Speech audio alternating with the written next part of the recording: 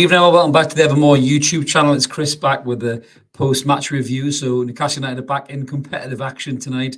We've just beat Bournemouth 1-0 in the last 16 of the Carabao Cup to get through to the quarterfinals. So cracking result, really buzzing with that. Everyone should be happy with that. It's great to be competing in the Cups again. We're going to get stuck in just a little bit of a brief review, how we think the match went, some of the key moments for it really. We normally just do a quick half an hour, but feel free to jump in the comments. We are live tonight, as always. So let us know what you guys thought of the game. And a little bit of housekeeping before I get stuck into this. If you haven't already, please smash that like and subscribe button. We'd love you to come and join us. We're on about 2,170 subscribers, I think, now. So really mounting up. We're getting close to that 2,200. Help us get there. All free content, Nevermore. 2 live shows and pop-up videos, just like the rumour videos and reviews like this. So, yeah, so back to competitive action. We weren't sure what team Eddie Howe was going to go with tonight. Obviously, we've had a lot of lads in the World Cup. We've had about 5 or 6 in the World Cup. Key players as well for us. So we weren't sure whether they were going to feature or not. And then Eddie Howe decided to do what Eddie Howe does, and that's completely take us all by surprise with this fucking Avengers Assemble team lineup that he picked, which totally blew all of us out of the water, to be fair. I was way off with my match prediction in terms of who was going to line up for Newcastle tonight. So it was a full-strength team pretty much. I could rattle through the names, but you can see it yourself. Obviously, we had Bruno in the middle, which was amazing to hear that getting sung at the top of everybody's lungs in St James's Park. Again, Callum Wilson started, which I was stunned at, to be brutally honest with you. I'm not surprised that the Trippier and Pope played. Dan Burn came back in at left back. I've got some points on that I want to cover in a minute, but massively strong lineup, to be fair. So we were definitely going for this. Bournemouth, on the other hand, they struggled a little bit in terms of I think they had a virus going through the squad. They must have ate the same thing the French did in the World Cup, but there was a virus going through the squad, so they were a little bit depleted. But I mean, I was so disappointed with Bournemouth. If I had travelled that far as a Bournemouth fan to watch that absolutely spineless performance, really, I'd be a bit pissed off if I was them. We've got some comments coming in already. Geordie Tune for Life has been an early doors. Good to see you, mate. Evening, not a classic, not at all, mate. They did come for pens. 100% they come for pens. It's getting to be like that now, isn't it? Palace did it in the last round as well. These teams are coming up playing low blocks against Newcastle, trying to frustrate our better players. And it turns into a bit of an ugly game, as I think William said in the comments as well there. But he said he thought Wilson was man of the match. Excellent run off the ball, complete centre forward. I thought Wilson looked sharp, mate. I really do. I was quite surprised. I was sure what to expect from Wilson. A bit of rust, possibly. There was a lot of rust and a lot of players, I think, tonight. But Wilson just looked bang at it. He looked up for it. I think half the time the lads couldn't find him with the passes because I think they were a little bit rusty as well. But yeah, I thought Wilson looked really, really sharp. Sean saying he's supposed the sign of a good team is winning when they're not playing very well. That is a fair shout as well, mate. So might as well talk about a little bit about the first half. So I thought we started quite well. We looked like we were up for it, like I said, it's a strong team. Bruno was getting the ball. Joe Linton was being busy. Willock was trying to make something happen. I thought Longstaff looked quite good in the first half. He was very busy. He was popping up everywhere. He was winning challenges. He was trying his best. It's his final ball that lets him down time after time with Sean. I like the lad, and I do think he has got better under Eddie Howe, but his touch and his final ball is dreadful. He really needs to work on that if he wants to keep in this midfield. But I think all in all, we were bossing the game, really. We were kind of all over it. I don't think Bournemouth were any real threat, to be honest with you. I mean, I know they've got the likes of Solanke up front, who he has got a bit of something about him. He's never the player that we all thought he was going to be way back when he moved to Liverpool, I think, didn't he? But they have got a couple of decent little players in there. Christie's busy and everything else, but they just didn't turn up really. Like I think as Tune for Life says there, they came for pens, they came for a draw. Yes, the team might be a little bit depleted, but I think Gary O'Neill's tactics were to come for a draw or shithouse a 1-0 win, with a Kiefer Moore header or something at the back stick, which fair enough is, I suppose, is a tactic for you. We become that team now. Newcastle United have become that team that teams do that against, whereas we used to be the team that did that with a shithouse Andy Carroll header at the back stick or something if he didn't break all of his bones in his body trying to get there. But yes, I mean, I think the first half we played quite well in spells. We pushed. Trippier looked good, some lovely touches, whipping some cracking balls in. A couple of times Wilson got in behind, lovely header. But I suppose the big couple of moments in the first half, really, the big moment, I suppose, was the goal. So I've got a little bit of an image here, which I managed to tweak off Twitter. So you can see that this is the goal. So I can't even remember what was going on beforehand because, as many of you said, it was a little bit of a daze, really, of a football game. But there was a little bit of a stumble. Now, that's Willock. You can see kind of right in the line of the goalkeeper. Willock falls over. He slips on the ball. And I can only think that the linesman thinks that Willock has touched the ball, but Wilson manages to wriggle through that back line, and then he slips the ball into the bottom corner. And the flag doesn't go up initially, so it looks like a goal. Wilson kind of celebrates in a mute way. And then the linesman pulls it back. No VAR from what I gather. The linesman pulls it back, or the ref pulls it back. Linesman puts his flag up and rules the goal out, which I think is a bit weird because if Willock's not touched that ball, in my opinion, I think that goal should have stood.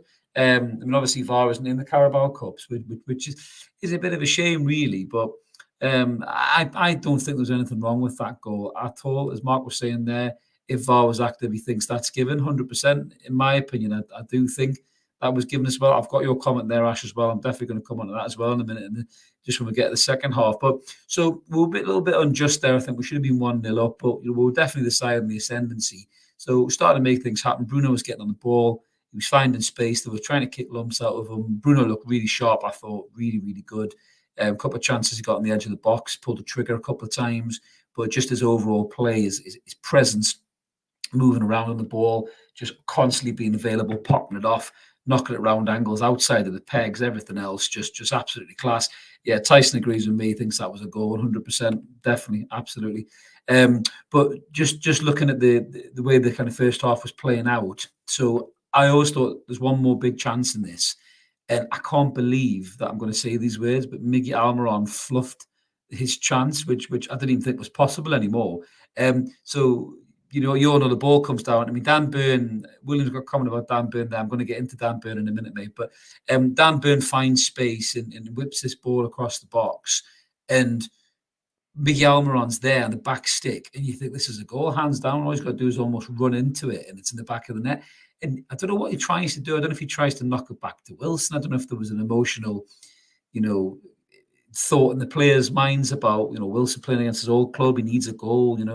He's back at St James's. He's not been played a lot in the World Cup, but I don't know if it was something like that. But he almost just tries to flick it back, excuse me, in the shape of Wilson, and the whole move just dies. And I don't really understand why he did that, Miggy. He should have smashed it into the back of the net. Mark says there he's got no right foot. If that's his left, he buries it. But to be fair, Mark, all he had to do was fall into the ball, and it probably would have went in the back of the net. So I know he's not got a right foot, but that would have been fairly straightforward just to pop in there. I'm going to put up your comment about Burn, Willing, because I'm going to cover this. I mean, this was Burn all game for me. I'm a huge fan of Burn. I think he's class. I love Big Dan Burn, but he's not a left back. He's okay when you're in the defensive, and you've got a winger running at you, or maybe the attacking midfielder pulling out to the left hand side, because Burn's got great positional sense. But when you're attacking, he's kind of a waste of a shirt, really, because he can't keep up with the play. He's not got the pace. He's not really got the touch. He's not got the ability to get the byline and whip the ball in like Trippier does. So all that movement goes down Trippier's side. So I'm with you, William. I think a left back really is a priority in the January window. For me, I don't think that we have that left back right now in the squad. I think Target is maybe too defensive. If you had somebody who can attack, I know we've done some Rumour Has It videos on, was it Souza for Croatia? And there's the guy, is he called Gamero, isn't it, from Benfica, I think it is. So there's a couple of really good attacking left backs that I think we could really look at and give you the same kind of level of play that you got from Trippier on the other side. And I think that balances our team out. I think at the minute we're a bit lopsided with Burn in there, I must admit. June for Life saying, why did it take so long for the flag to go up?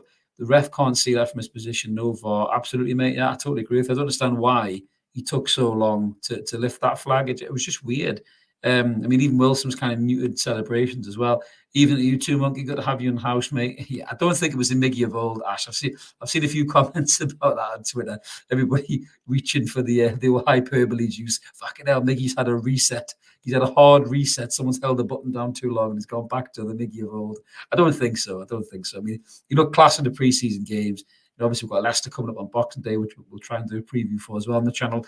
I think Nicky will be back to his best really in that game. There was just a lot of rusty legs, I think, in this side at this minute in time. And I don't think they knew how to break down this frustrating Bournemouth team, really. It's just, like I say, they were just low blocking. They were just so negative. There was no sense of attacking either. From their point of view, I was quite surprised at that. I thought they would at least had a go.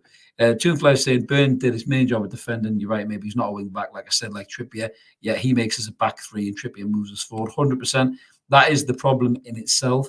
If we had that left back, as Mark rightly says there, Souza, if we had that kind of left back on the other side to the right back Trippier provides, we'll have much better balance. Absolutely better balance. There's no doubt about that. Monkey missed the match. Literally, he just got out of the cop shop.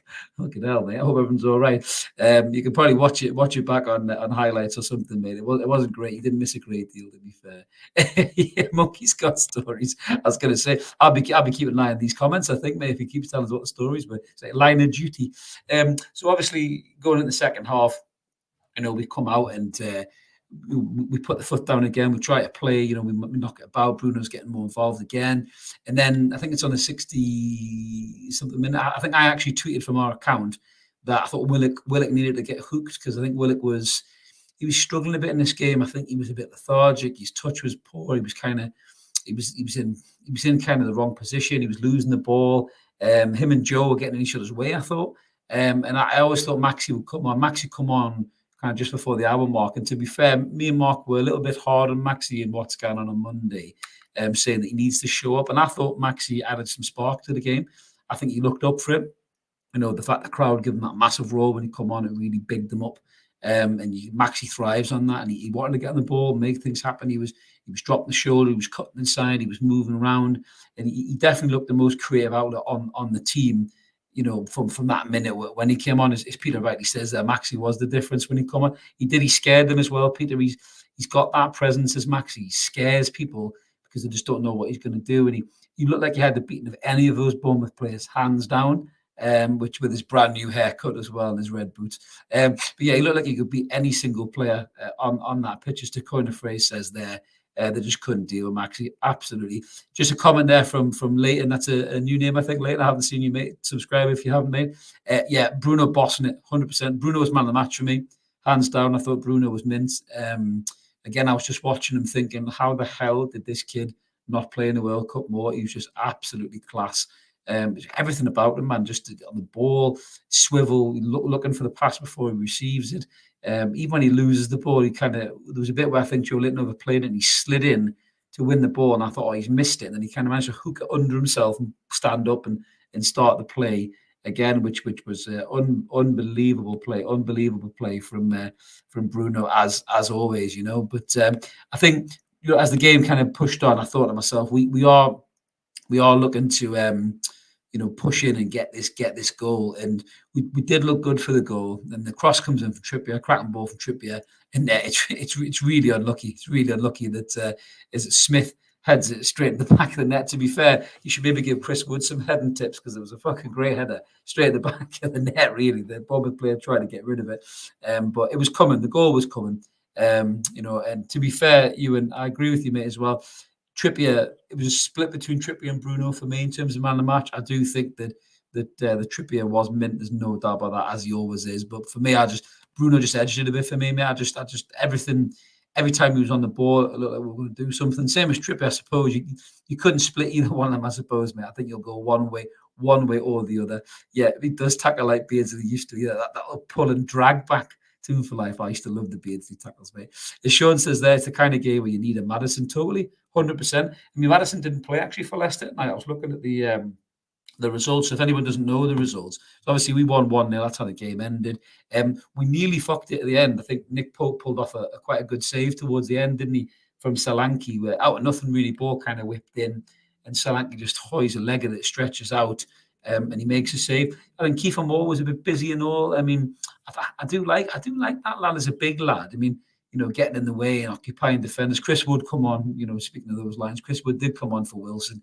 Didn't really do a great deal. I'm not massively enamored by Chris Wood, as you all know. He missed an absolute fucking sitter at the end, I think. to coin a phrase is just mentioned there as well. After Maxi beat the man, I don't think that was a foul either. I do think there was a pen in there as well from Bruno's shot, which I think Ash mentioned earlier on as well. Bruno had a shot, and is it the Bournemouth lad just moves his hand out a bit to block it? To me, that's a penalty as well. Again, you're not getting VAR in these types of games, so you're not getting these decisions. So yeah, I think it was definitely, we could have easily won this game 3-0, 4-0. On a different night, I think with less rust rattling around the players' legs. Hopefully, this is going to be a good run out for the lads. Good bit of confidence as well, getting to a quarter final. And then obviously they can go against Leicester at the weekend, which will have a certain James Maddison. And yeah, 2 for Life agrees with me. He thinks Kiefer Moore's a better bet than Chris Wood. If you want a big striker that's going to hold the ball up, get in the way, flick-ons, stuff like that, I think Kiefer Moore's definitely a better shout than Chris Wood long term. Let us know what you guys think about that. I know Di is a huge fan of him, but obviously he's Welsh, so Di likes everybody who's Welsh. So he would definitely push him into the team. But just doing the roundup of the other results then tonight, all the Premier League teams, really clean slate for Premier League teams. Leicester won 3-0. As we said, Maddison wasn't playing, which Monkey is saying that Maddison will be here in January. Don't worry, lads. Agent trips Wilson Pope sorted that out during the World Cup. I'm still feeling confident about the Maddison deal, absolutely. We did a video on Maddison recently, which I'm sure you will check. It's had great views so far. If you haven't, go check it out in the Rumour Has It. But I really think the Maddison deal will happen. And I think, as you say, games like that, where you need a player like that, I think Maddison fits the bill 100%. But I do think, looking at Bruno and the way that he plays, I don't want Bruno to be sat back another 15, 20 yards being a defensive midfielder. That's a waste of that lad's talent. So in many ways, I do think we need to look at a defensive midfielder to come in and play that position. Longstaff can track back, but he's not disciplined enough to stay there because he goes on little wanders. You almost need a player that can sit in and allow maybe even Bruno and Maddison in the midfield too, just to push on and just absolutely wreak havoc, to be fair. Or Maddison plays in that front three. If Miggy starts to drop off in form, hopefully he won't, but if he does, I think that'll make the decision quite easy to sign a Maddison. We've still got Isaac to come back as well, which me and the lads will be talking about Nevermore tomorrow at 7:00. So make sure you check that one out. But yeah, full clean slate for the Premier League team. So you've still got Leicester in it. We've gone through. Southampton beat Lincoln City 2-1 and Wolves beat Gillingham 2-0. And obviously tomorrow we've got the games that Sky are interested in, which is Man United, Burnley. They've got Charlton, Brighton, Blackburn, and Forest. And then the big one is City, Liverpool on Thursday. Then after that is the draw for the quarterfinal. So we'll be keen to see who we get in that quarterfinal on Thursday night, and hopefully we'll stay clear of some of these big boys and get a chance to at least get through to a semi-final and a final maybe. And then it's all in for it, isn't it, for the cup? So So Peter said he heard Maddison put a transfer request. That's interesting, Peter. If that is the case, then yeah, he's definitely trying to push that move. There's no smoke without fire. You can see the way the lads reacted to the Newcastle talk and the videos now and else. But we don't do ITK on the channel. Even if we heard something about it, we wouldn't talk about it. We'll just say that we've heard positive noises or something like that. But I do think Maddison wants this deal. We had a lot of salty Leicester fans in the Rumour Has It comments that whinging that we're not good enough to sign James Maddison, but we are currently sitting third in the Premier League and we're through the quarterfinal of the Carabao Cup. So by the time January comes, we could still be sitting third and possibly through to the semi-final or the final of the Carabao Cup. So it'd be interesting to see how we're not good enough for James Maddison then. This club is going places, and I think Leicester are either going backwards or they're staying exactly where they are. So this happens to loads of clubs. It happened to us. We were high flying at one point, and then we just disappeared off the map. We lost all the ambition, we lost all the investment, and we ended up just being a mediocre mid-table side and struggling to stay in the league most seasons. This could easily happen to Leicester. Financially, they're not well off at the minute. They've got to sell their assets. Vardy's not getting any younger, is he? They haven't got any contingency plans to replace him. If Maddison goes, Tielemans looks like he wants to be away. So Leicester is not a club where I think James Maddison will see his long-term future.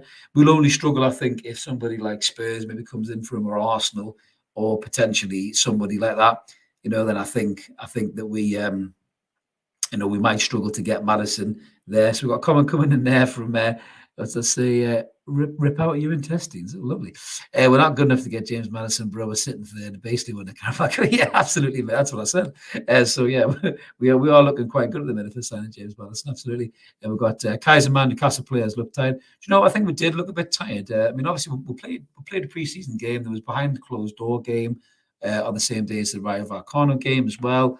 There's some lads who've been to the World Cup. I mean, we had how many players there? We got Pope, Trippier, Bruno, Wilson, Shaw. That's 5 players who went to the World Cup in that starting 11 tonight.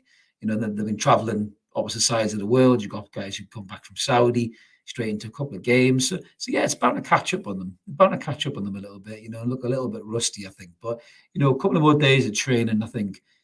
Come Leicester on Boxing Day, I think the lads will look more bang at it, look sharper. The most important thing was Wilson look sharp, and I think without Wilson, we're bang in trouble, aren't we? Wilson's the key to our team. There's no doubt about that. If Wilson is sharp, Wilson is at it, then we are a much better team. And if Bruno's at it, we are a much better team. And good shout with Maxi as well, Monkey. I think we said this about Maxi on Monday night. Maxi, for me, he's under pressure for his space in this squad, never mind this team, and he has to step up and he has to perform. And come January, if players like Maddison, like Peter's saying, he's calling it now. The guy I can't pronounce, and Maddison. Oh yeah, we said Cavadonna. Just say Cavadonna, Peter. That's the easiest way to say it because that's his nickname at Napoli. That's a hell of a statement, though, mate. You're talking about 150 million quid's worth over 2 players there. So yeah, that is a big, bold statement, mate. But Maxi is under pressure to keep his position in this squad because we are after talented players. There's no secret that we're after creative, game-changing players. So that tells me that Eddie Howe has concerns about Maxi, no doubt about that. So you're saying don't care if the Carabao Cup is a small one. I'm drunk for the one. I'll drink to that. Too right, mate. That was a massive cup, wasn't it? It spared no expense on that one. It was huge. I think it was bigger than the bloody World Cup. What's your January transfer target you want to sign? I mean, we asked this question quite a lot, don't we? I mean, looking at tonight, and I'm kind of on the same page as William. Obviously, Maddison's the big superstar signing, somebody of that magnitude. Maddison, maybe even Pulisic. You know what I mean? But Maddison's probably the big one. But a left back, we need a good left back because a good left back balances this side out. For some reason, Target is just I don't know what's happened with Target. I don't know whether Howard just thinks he's got limitations or whatever. But for me, I think definitely a left back needs to be essential. I think the lad from Benfica, who's the set piece specialist from the left hand side, or maybe even Souza from Croatia, they're the two for me that I would definitely go for because I think they would complete us as a side. Ash is saying Maxi looked good tonight. Yeah, changed it up 100%. What's 150 million to Piff for Mads? Absolutely. William saying he wants Mads, Guevara, and Enzo. Is that Enzo Fernandez? Woof, that's a hell of a lot of money spent there, mate. Absolutely. That's big money. If we're still in the Champions League positions, William, fuck it, why not? Let's go for it. Paul King is saying for me, it's yet again blatant official corruption. No offside for what should have been the first goal. Yeah, I agree with you, mate. I don't think that was offside. Blatant handball should be pen. I'm with you on that. I'm done with football. It's too corrupt for me. That's what he says. Yeah, I think you can't help but to think that when you look at decisions like that. I mean, the ref was a last minute addition, wasn't he? Because there was something wrong with the other referee, I think. But I mean, they're 2 big calls that they've got wrong, really. Thankfully, it doesn't really upset us too much because we won and we're through to the quarterfinals. Could have been the other way around. If Bournemouth had got a goal back and we went out on pens, would have been absolutely fucking raging about that. So again, the standards of referee is just not good enough, is it? Monkey makes a point of 150 million quid asking your ma for one of them 10p bouncy balls in the machine. That's absolutely right. They are dripping with wealth, mate, aren't they? So yeah, 150 million quid isn't going to be too much to break the bank for them. But it's interesting though, because I think we've said this before that it all depends on where we are come that window opening in January. If we're still sitting where we are now, I think they'll go for it. I honestly think they'll roll the dice. I think they'll splash the cash. I think they'll put a punt on it, saying, right, fuck it. Here's the money, as Peter's just pulled out another name there. It's another rumour hasn't done. Gakpo, if Man United have pulled out, fucking he's 40 odd million quid. Get in there, get the money, put the money in for him. That's another one of Europe's best young players. put him in this side with Bruno Guimaraes, Sven Botman, Alexander Isak, Callum Wilson, Jesus, get Gakpo in there as well. Imagine that as a front three: Isak, Gakpo, and Callum Wilson. Jesus H Christ, would rip the league to pieces.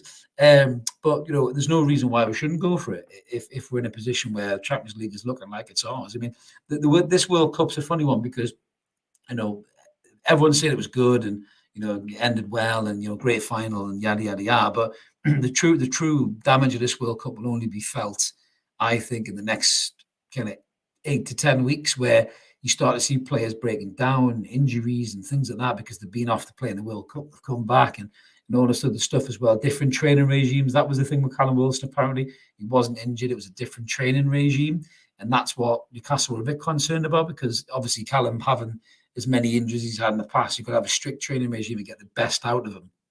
And I don't think England followed the letter on there. Probably didn't speak to the Newcastle club doctor, didn't really understand, what Callum needs in terms of keeping him sharp and everything else. So Eddie was a bit worried about that. I think when he come back, the Isak thing, we're going to get stuck in tomorrow. Definitely tune into that. We have had some good information, which we won't reveal sources about, but good information that might calm a few years down. So make sure you check that out tomorrow at 7:00. But listen, it's exciting times. We're in a great position in the league.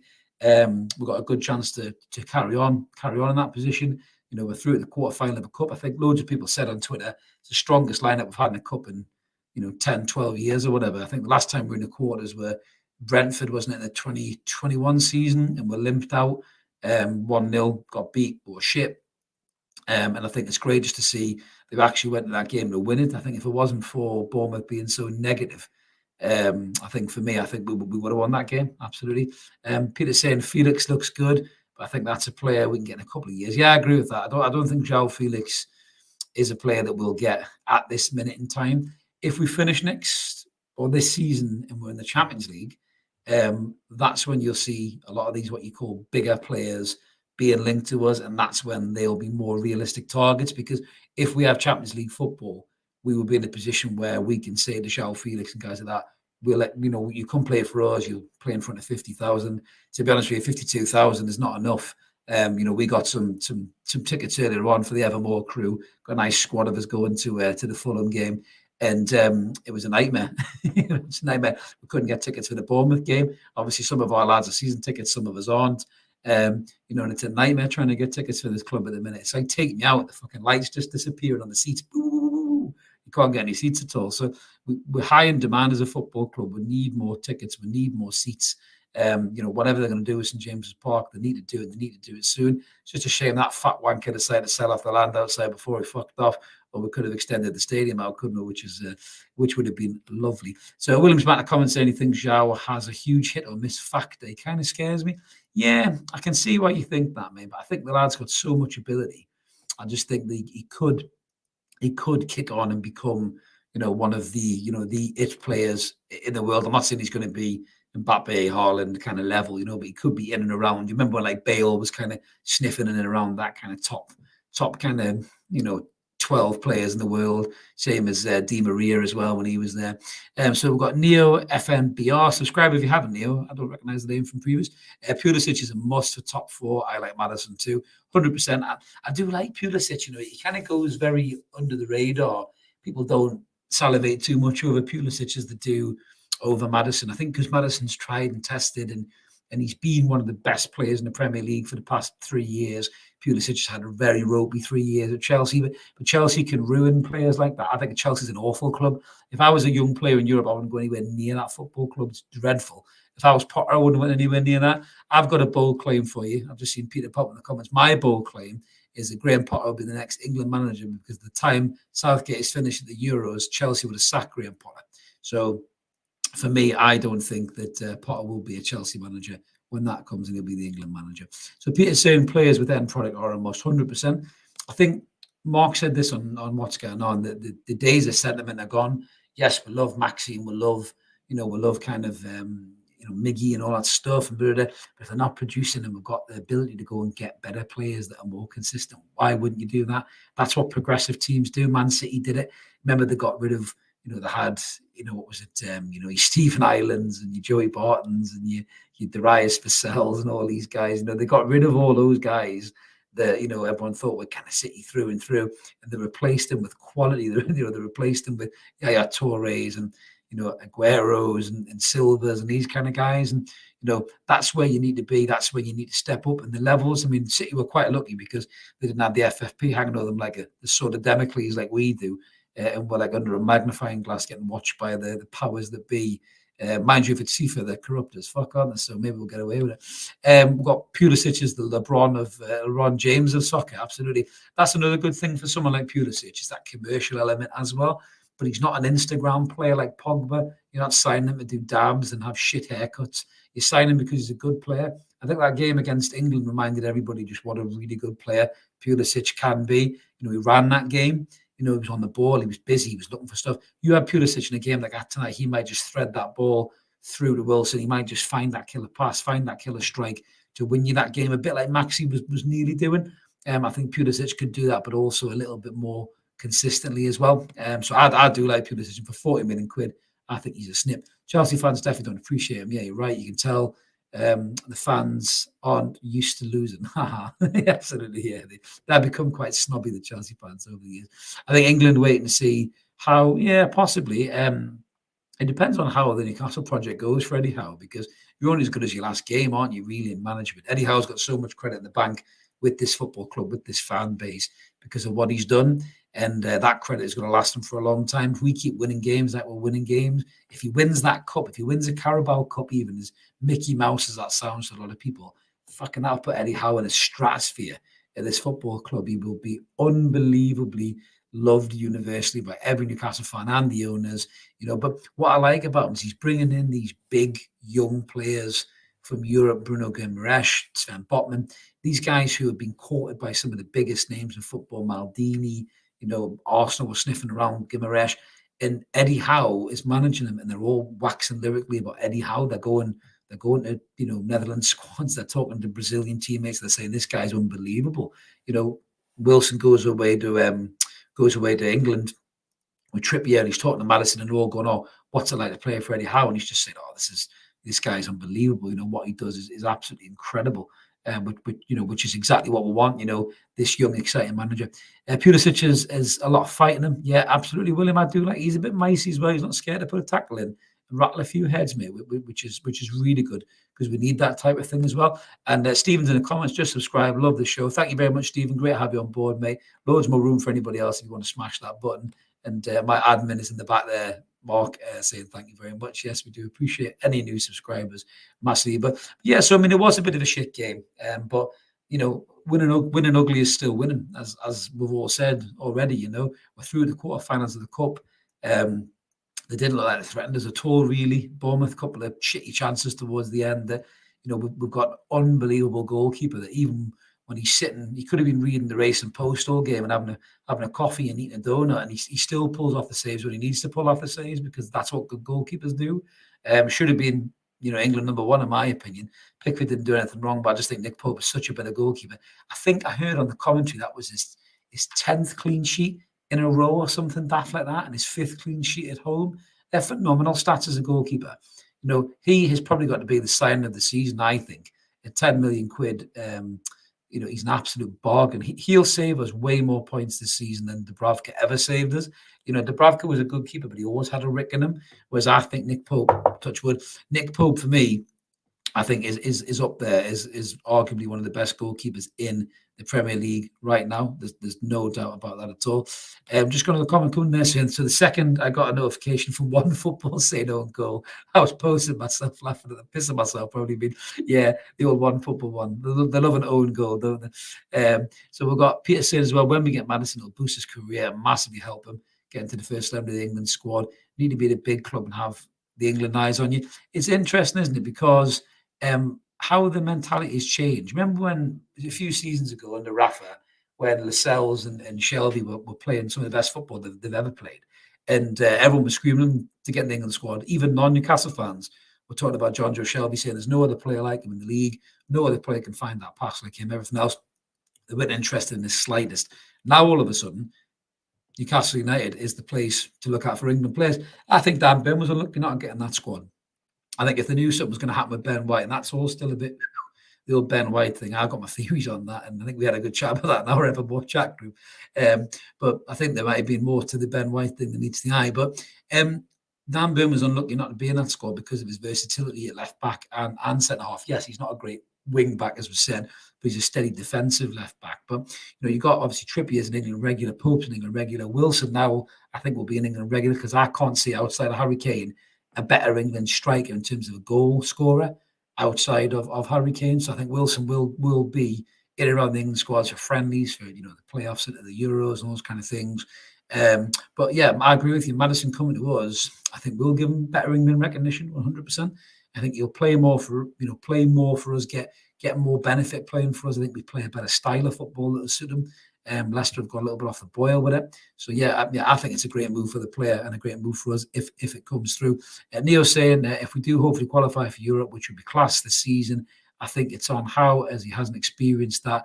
Yeah, it's an interesting one. I did say this about Howe, that if we qualify for Europe, so say we win the Carabao Cup, I think we'll qualify for Europe anyway.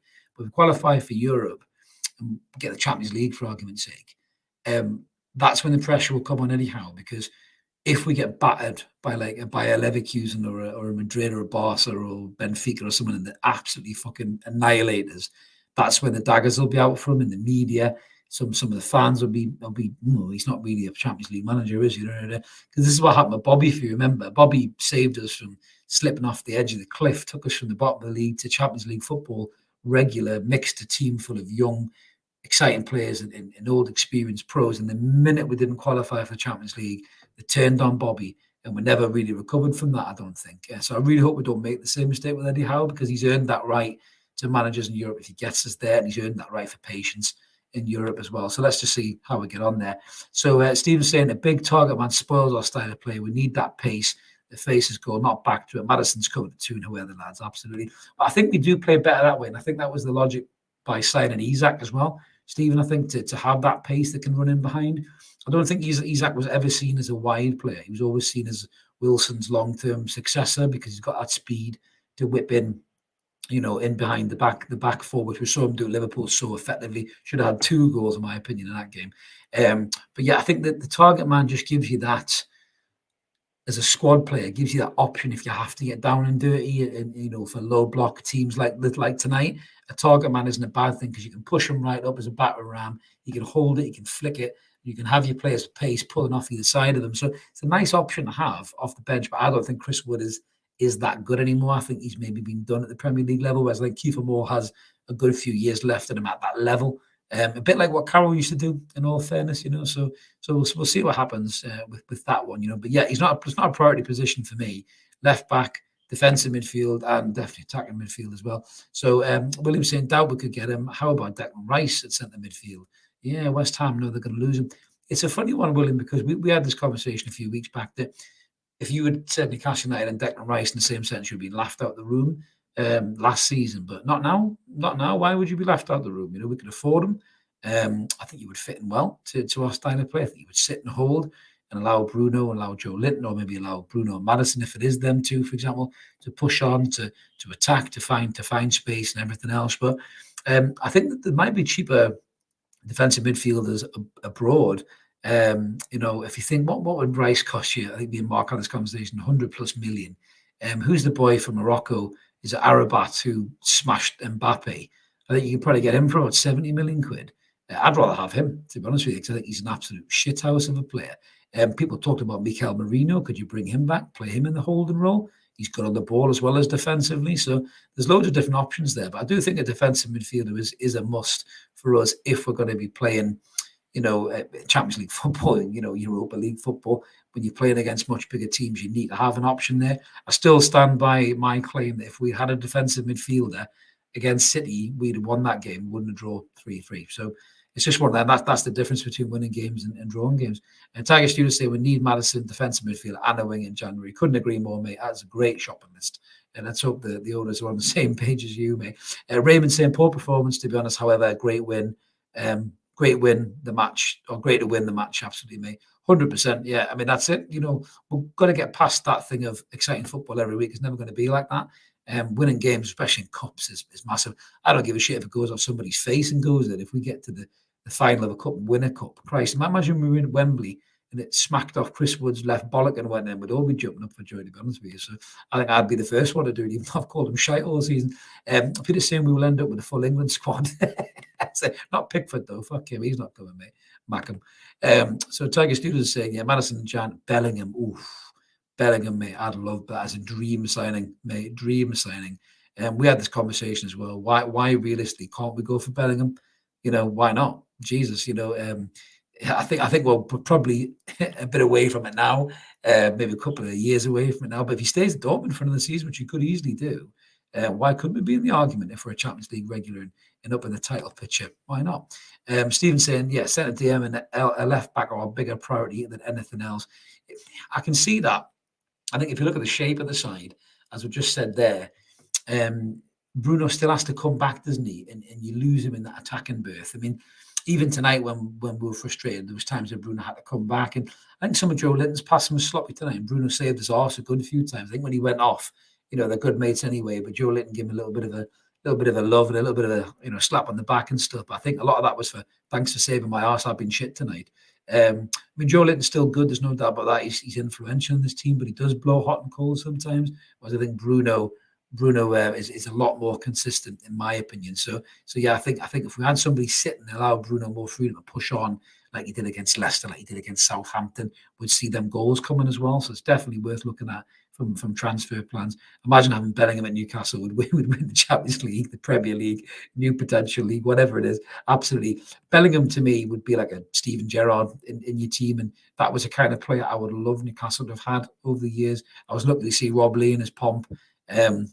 But a player like that, like what Bellingham will become or will be, probably is now already for Dortmund. But whoever signs Bellingham will get that kind of player, and I'd love him to be in black and white shirt, but I'm not sure it's going to happen. Yeah, but Isak, obviously Isak injury. We're going to cover that tomorrow, Tiger. So come back tomorrow, mate. I don't want to take anything from the show tomorrow, 7:00 with me, Mark, Audie, and Adam will be on tomorrow at 7. So make sure you tune in for that. But we'll talk a little bit about the Isak thing, give our take on it, and also just kind of share the talk that we've had about him, and maybe just calm everybody's fears a little bit about him. But I do miss him. I think we all miss him.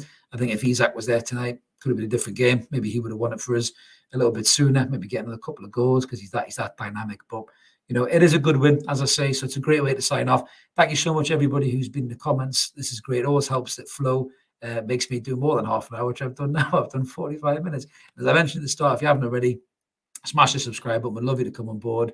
With 2,170, maybe more subscribers now, because a couple of you have already smashed the button. We really appreciate that. And like the video as well. It really helps get it around YouTube, and loads more people can see what we do and ever more. All free content. We don't charge anybody anything for this. We just love talking about Newcastle United, especially these days where we keep winning games and we're getting to cup quarterfinals. It's absolutely class. So make sure you come back tomorrow, guys. Evermore live at 7:00.